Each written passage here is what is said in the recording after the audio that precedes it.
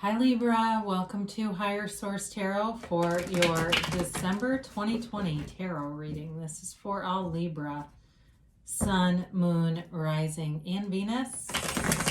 And thank you as usual for sharing your energy with me so I can do these readings. I love doing them. And I appreciate everyone who subscribes, likes videos, and just continues to watch the channel. It means a lot to me. And if you're new here, I post new readings every Friday and then typically again on either Monday or Tuesday. So if you subscribe, you'll know when I have new things coming out. And so if a reading doesn't resonate, you can check back on the channel in a couple of days, or you could check a different part of your chart too. So let's get the advice for Libra. What does Libra, Sun, Moon, Rising, and Venus need to know? What messages do you have for Libra, please? All right, here we go. Let me just, there. So we'll do our tarot reading here, and then we will do an Angel Answers Oracle card reading, where you can ask a yes, no, and a timeline. Current situation, you have Judgment. Interesting. The immediate influence is the High Priestess. Don't let this get you too scared. Your destiny here, you've got the Seven of Swords. You've got the Page of Cups in the distant past, the Knight of Cups in the more recent past. The Moon is coming towards you. You're represented here by the Eight of Pentacles. The person or situation around you is the Three of Cups. You've got the Four of Swords in your hopes and fears, the Empress and the outcome. Now the clarifiers, this is interesting. Clarifiers are basically like, what do you need to do? What could be standing in your way of having this outcome, anything that you need to change. And for somebody here, there's a wake-up call. There's something about a wake-up call and moving to something better. So that's not a negative, though. Don't get too scared off by that. It's a very, in terms of the reading, it's got a lot of mature energy. There's depth here. You have here Pisces, you've got Earth, you've got water. It's quite a watery reading as I really look at it. And you do have air too, so your own element is represented here. So the current situation, I get the term Ascended Master comes in, Ascended Master. And you've got a decision that's being made and it may be getting held up. So if it's a relationship or a reconciliation, it may not be moving along very fast, but it is coming forward. So enjoy the journey, enjoy the ride. And don't be too hung up by the timeline, the human conception of time. Because with this, the Judgment card's really a card of self-mastery. It's a card of forgiveness, of acceptance, of moving forward. And again, it may be a decision that somebody's waiting here for, but I feel like there's information that will come through that hasn't come through yet that will give this the oomph or the bit of extra that it needs to be concluded. It feels like something's kind of loose. There's loose ends here. Now with the High Priestess, this is a card of great intuition. And it's also a card about being true to yourself. She is based on an old tale. It was a book called The Pope of Joan. And she represents a woman who was masquerading as a man to be a priest. So for some of you too, there could be something here with gender identity. And it may be really a card about things from the past and making a decision to come forward and figuring that out. But it's also, again, for some of you, it may not have anything to do with that. But in terms of this High Priestess card, really being one with the universe, she holds the keys to the world in her lap. She knows the laws of the universe. She holds those and has access to them any time, as do we all. So with this, it really is about being guided by your very best teacher, and that's your inner teacher, allowing that to show through. So interestingly enough here, you've got the Seven of Swords, and it's, it can be a card of somebody who didn't have a very well laid out plan, but it doesn't last for long with it being a 7. So you may have a history of having a lot of short relationships or a lot of like little zingers along the way. And it really is about letting go of some of that. So if you feel like that's been something that has set you back, they're telling you that with proper precautions, that and really, if it's been done before, you'll see it coming. That's part of this too, is to protect your ideas, your dreams. And the character depicted here, he's trying to run as fast as he can from a situation with all these swords, and it's like he looks back to make sure that somebody notices him, right? I mean, he's kind of looking back with that smirk on his face. And so it's really about letting go of anybody who's arrogant, who's ego-driven, who needs a lot of attention, anything like that. They're telling you let go of people like that. If you do things to please other people in order to get that better side of them, that it's not necessary. If they don't come presenting it to begin with, then they're not worth your time. So this Page of Cups, Law of Attraction card, this is in the distant past. You may have manifested a relationship here that got upended by the pandemic, that it seemed like it was going and then it wasn't going, that things got halted, or maybe you were online doing some online dating and just went to hell with this. I'm not meeting anybody during a pandemic. I have some standards. There's lines I won't cross. This is going to be one of them. Now, somebody here I know is going to say, one line I won't cross is even being on the internet trying to find love. Hey, look, I've known a few people that have gotten married, so you never know. But either way, I don't work for Match.com, so I'm certainly not here to push anybody's dating apps for them. But there is a love interest here. And like I said, it may have been just not very well developed. The pages are immature energies, but they're also ideas or situations that just don't get developed, or they need more development. And so I do feel like for this, especially because you've got this Three of Cups showing up here, that there may have been just a stop to this. Or it could have been, if it wasn't love, it may have been a job too, or some other new thought about starting some kind of a business and then deciding I'm not doing this right now because there's just too much uncertainty in the world and I don't feel comfortable doing this. It may have been something like that. Could have been somebody too, you joined a gym, the damn thing shut down, and it's like, well, I went and spiraled back out of control. That didn't take much. And but I do feel like you've got a new beginning, like you're really going to hit a wall with something if you haven't already, and it's going to be a catalyst into much better health habits, much better exercise habits, approaches, consistency. So what didn't develop will come back around. So in the more recent past, somebody's been doing some visualizing with this Knight of Cups. Now, the Knight of Cups is a big offer of love. It really is about wanting more, seeking more, and it can be an actual offer, but I do feel like with this, it's possible somebody's coming back into your awareness or in contact with you, but it's a card of visualization too, and really seeing in your mind's eye what you want. And it feels very much like Neville Goddard or Earl Nightingale or some of those more classically trained spiritual teachers, even Emmett Fox too is another one. It's really more in that tone. It feels like somebody who's really practicing those arts, understanding that it's an art, and it's really the art of allowing. So then the next step is allow it to come through. You've seen it in your mind's eye. You know what it looks like, feels like, would smell like, etc. Now it's time to let it come in. So with the moon showing up here, this is a card of an emotional time for you, and it's coming into the near future. It may be a Pisces that you're dealing with here, but it also could just be learning of hidden emotion, learning of something that's been hidden.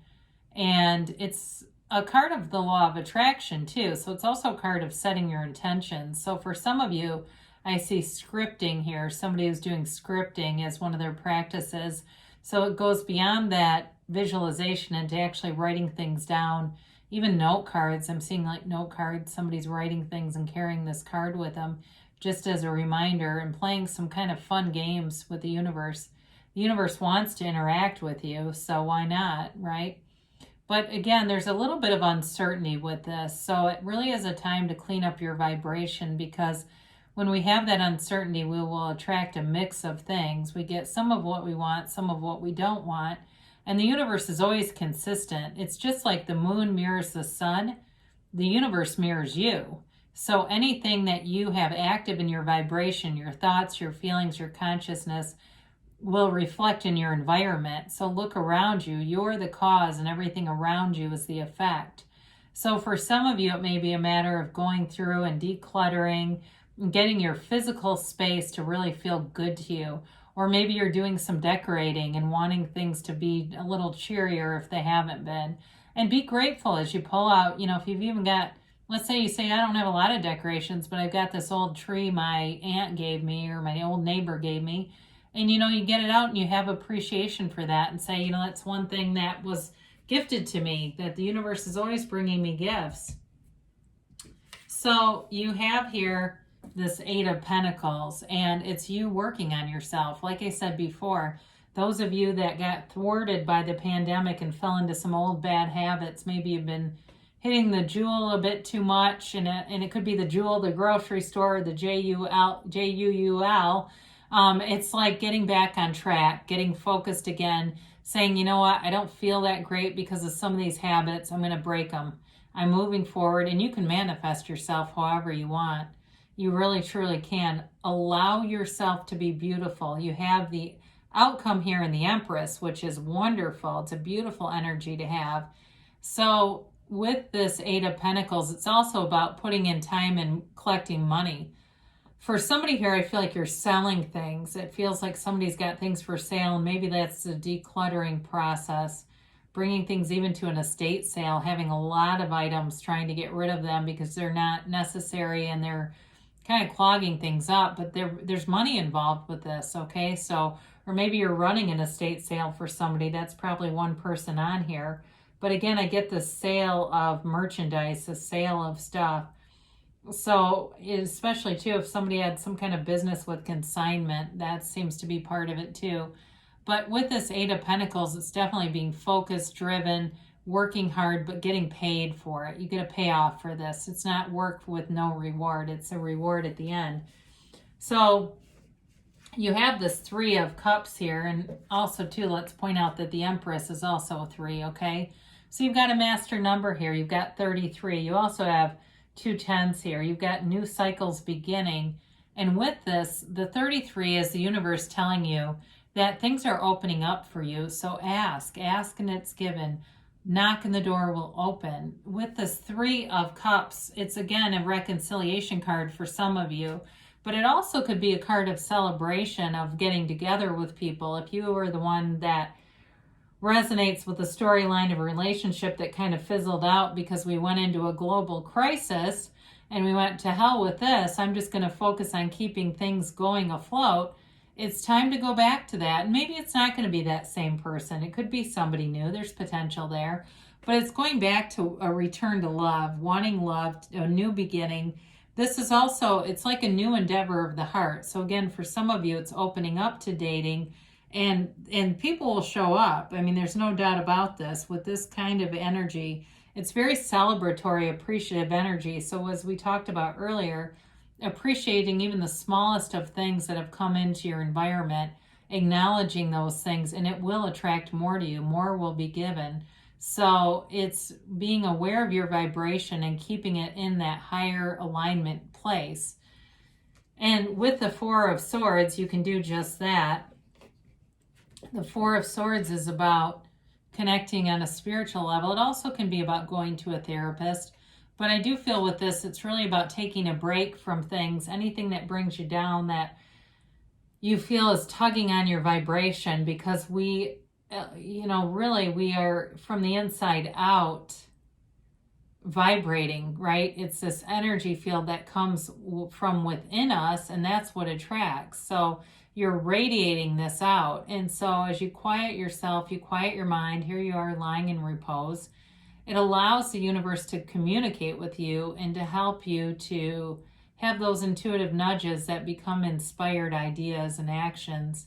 And so with this, it really, again, is about connecting with your higher self, connecting with your very best teacher, your inner guru. And that's when you really are in flow. So take the time to do that, because with the Empress showing up here, she is love. I mean, again, I said allow yourself to be beautiful, allow yourself to connect with this energy and know that this is you. You're attractive to people from a lot of different ways, not only in the physical plane, because she is, you know, the female creator of the material world. So it's you looking your best, feeling your best. Somebody here is out getting some new things to wear, doing their hair maybe a little differently, cleaning up their environment, and it creates more. She is truly a goddess, and she's also, there's growth around you. There's new growth and new opportunities. So in terms of if you had things, feels like there's been a lot on the back burner, and it's time for those to move forward and to come to fruition. She's also the mother of the tarot, so some of you will just be in this kind of field of love, and it feels great. It's really allowing yourself to die into spirit, allowing yourself to become one with the universe when you're in this kind of energy. So I do feel like somebody does, it seems like a lot of outdoor things, walks, yoga, being outside, being one with nature, and really allowing yourself to merge with the universe. And being cognizant of that, asking the universe, allow me to merge with you. So here you are, you're ascending with this Eight of Cups. You're walking away from something, but you're moving on to better things. And with the Tower here, this is, like I said, it's a wake-up call. It's an interesting card because through the destruction, gifts come in. It really is about knocking down this castle that's built on sand and was never sustainable anyway. The crown at the top is the material attachments, it's the ego attachments, and they're blown away to allow you to become who you really are, and that's that source energy. But those little droplets of fire, these are all yads. They represent the first letter of the name of God in Hebrew, so they're bringing gifts. So while they're jumping from a situation that, it's an interesting combination because they're leaving a situation, but so is the Eight of Cups. So it really is about leaving something to move on to more. So kind of your challenge in this situation is being willing to do that. And especially with the Seven of Swords, these three are for sure connected. It's really about leaving this behind. And so if it's just limitations in your beliefs that need to be broken free or set you free, the Tower comes in to set you free of this Seven of Swords kind of energy so that you don't keep manifesting it. So even in the smallest of ways, you know, if there's somebody you'd rather see at the front desk of your gym, manifest them. Oh, good, they're working today. I was hoping I'd see them. I manifested them. Be aware of that. You know, the simplest of things. And the next thing you know, you're manifesting that new job or business or relationship. So let's get a timeline here for Libra, please. See when things are going to come to fruition for Libra. And how about a yes, no, maybe? So we have here recovery.